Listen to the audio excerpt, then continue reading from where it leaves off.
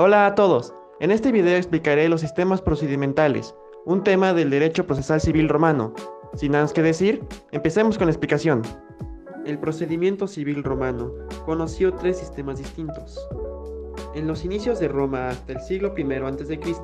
existió el procedimiento de las legis actiones, o acciones de la ley. Después, a la mitad del siglo II a.C., hasta mediados del siglo III después de Cristo, apareció el procedimiento per formulas o formulario, y el procedimiento extraordinario o cognitio extra ordinem duró del siglo III después de Cristo hasta la época del derecho justinianeo. En el esquema que aparece en pantalla, observamos que la legis actiones y la per formulas se engloban en una categoría única llamada ordo iudicorum privatorum, el cual significa orden de los juicios privados. Empecemos explicando sus características de la legis actiones. 1. La legis actiones se divide en dos etapas, la etapa in iure y la etapa apud iudice. 2. Solo pueden ser utilizadas para hacer valer derechos subjetivos reconocidos por el ius civile. Y 3. Únicamente eran accesibles a ciudadanos romanos, en Roma y ante magistrados y jueces romanos. Explicación del proceso legis actiones. Primero, fase in iure. Citación por el demandante. Es el llamamiento privado que realiza el demandante al demandado para acudir ante el magistrado. ¿Qué pasa si no va el demandado? El demandante, con previa autorización del magistrado, puede ejercer la manus iniectio sobre el demandado, con la finalidad de conducirlo hasta el magistrado. Modo de evitarla. El demandado puede evitar la manus iniectio enviando a su nombre a un fiador, que garantice la comparecencia del demandado. Si el proceso no termina ese mismo día, el demandado está obligado a prestar otro fiador, pedir acción y concederla o no el magistrado.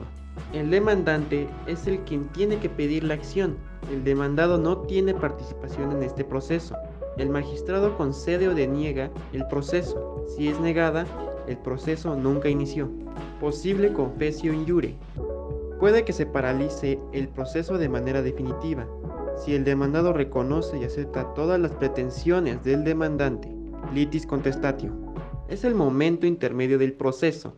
Se pone fin a la fase in iure ante el magistrado y tras el nombramiento del juez inicia la fase apud iudicem. Se acreditan los testigos. Designación del juez. Se procedía al nombramiento del juez eligiéndolo de común acuerdo por las partes o por un sorteo.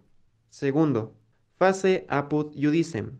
Presencia de ambas partes litigantes ante el juez. Si alguna de las partes se ausenta, pierde el proceso. Breve recapitulación de los hechos. El juicio se reanudaba con una breve recapitulación de los hechos ante el juez. Práctica de las pruebas. Ambas partes estaban obligadas a aportar pruebas, tanto de acción por parte del demandante o de defensa del demandado. El juez no estaba obligado a comprobar las pruebas, ya que las pruebas importantes eran las declaraciones de las propias partes y de los testigos. Todo era bajo juramento. Dictar sentencia. Una vez practicadas las pruebas y cuando el juez tenga una opinión sobre los mismos, procederá a dictar sentencia, condenando o no al demandado, o si es divisorio, repartiendo el objeto entre los litigantes. Y una vez dictada la sentencia por el juez, no hay posibilidad de apelación, ya que por arriba del juez no hay nadie. Y por último, la ejecución de la sentencia. Si a los 30 días el condenado no ha cumplido con la sentencia, el vencedor puede iniciar en el proceso un nuevo juicio mediante la legis actio per manus inectionem. Ahora pasemos con el procedimiento per formulas. El procedimiento formulario agrega una nueva característica al proceso de la legis actiones, la cual era un nuevo documento redactado por el magistrado dirigido hacia el juez llamado fórmula, en el cual lo instruía acerca de que, si resultaba probado un determinado hecho o situación de derecho, condenara al demandado, y si no resultaba probado, lo absolviera. Ahora vamos a explicar las partes principales de la fórmula, iniciando con la iudicis datio, el cual es el nombramiento del juez. Demonstratio. Es la parte de la fórmula que se inserta al principio para designar el asunto por el que se inicia el proceso. Intentio. Es la parte de la fórmula en la que se expresa el derecho que pretende el demandante. Condemnatio.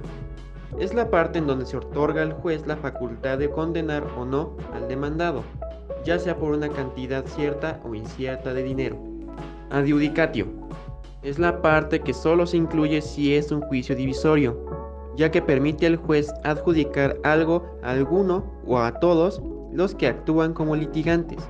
Algunas de las acciones divisorias son para la división de una herencia, de un bien común o para establecer los límites entre fundos. Lo siguiente a explicar son las partes accesorias de la fórmula.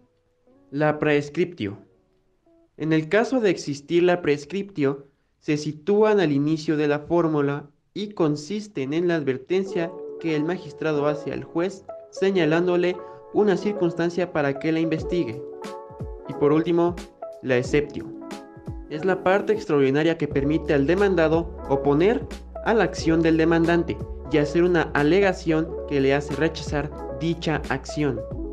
Tras esta medida, el demandante podría contrarrestar dicha exceptio con una replicatio. A su vez, el demandado contestar con una duplicatio, y así sucesivamente hasta que se agoten las partes.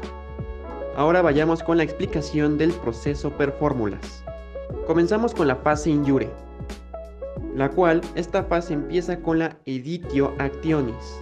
Es una medida que no existía en el anterior proceso y consiste en la obligación que tiene el demandante de informar al demandado de la acción que iba a ejercitar contra él. Después seguiría la citación, la cual es el mismo proceso de la legis actiones. Ahora, en el caso de que no acude el demandado, no se produce la manus iniectio, como en la legis actionis, ya que es sustituida por la missio in possessionem, lo que significa toma de posesión de los bienes del demandado, y la venditio bonorum, venta en subasta pública de dichos bienes. La manera en la que se evitaba la missio in possessionem era de la misma manera en la que se evitaba la manus iniectio de la legis actiones. Interrogationes in iure es la posibilidad que tiene el demandante de preguntar algo al demandado en presencia del magistrado antes de proceder a solicitar formalmente una acción, petición y concesión o no de acciones y excepciones. Es el momento en el que el demandante solicita la acción al magistrado. Si la concede, el magistrado también dará la oportunidad al demandado para que responda con alguna alegación o exceptio. A diferencia de la legis actiones, el magistrado acepta escuchar y conceder todas las alegaciones de las partes.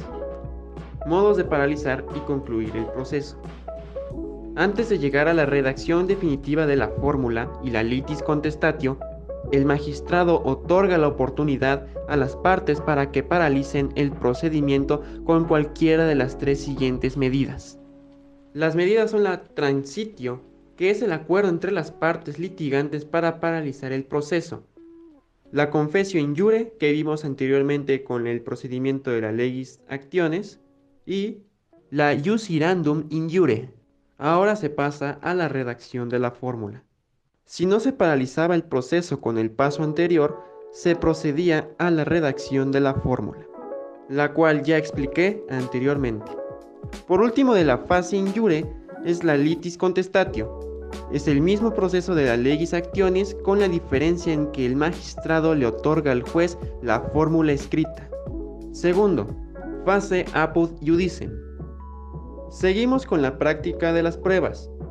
Repito, mismo proceso de la legis actiones, con la diferencia de que los documentos, la inspección ocular del juez y la opinión de peritos se toman más en cuenta. Ahora sigue dictar sentencia, que a comparación con el procedimiento de las acciones de la ley, el juez ahora está obligado a comprobar si se ajusta lo probado por las partes en el contenido de la fórmula. Y ya para finalizar el procedimiento formulario, se llevaría a cabo la ejecución de la sentencia. Y como lo último del video, hablaré del procedimiento cognitio extra ordinem. La característica más sobresaliente de este proceso es que se desarrolla en una sola etapa y ante un mismo magistrado. El desarrollo del proceso cognitio extra ordinem empieza con la citación, la cual es de carácter semioficial, ya que es un acto privado invitando de forma oral o escrita del demandante hacia el demandado para que acuda ante el tribunal. Si no acude el demandado, significa una declaración de rebeldía o contumacia. El proceso continúa con la ausencia del contumaz. El siguiente paso que se seguía era presentar la demanda con todas las pruebas y dar traslado al demandado. Después era la dilatio litis, que es la posibilidad de parar el proceso por una de las dos partes, con el fin de obtener pruebas que no habían podido introducir en la demanda. El paso que sucedía era la comparencia ante el magistrado juez, que básicamente son las alegaciones de las partes. La litis contestatio es ahora el momento en que las partes fijan sus pretensiones, sin que se produzca el antiguo efecto de transición entre la fase in iure a la apud iudicem. Práctica de las pruebas. Como medios de prueba se establecen las declaraciones de las partes y de testigos, documentos públicos y privados, pruebas periciales y presunciones, es decir, hechos que se toman por ciertos por imperativo legal. Sentencia. La sentencia es redactada por escrito y leída a las partes en una audiencia pública, condenando al demandante o al demandado. Apelación de la sentencia. A diferencia de los dos primeros procesos, en este sí se puede apelar la sentencia, ya que existen entes superiores al magistrado, como magistrados superiores o hasta el mismo emperador. Y para terminar el proceso, se establece la ejecución de la sentencia. Y hasta aquí el tema. Espero que les haya sido de utilidad. Gracias por su atención. Hasta la próxima.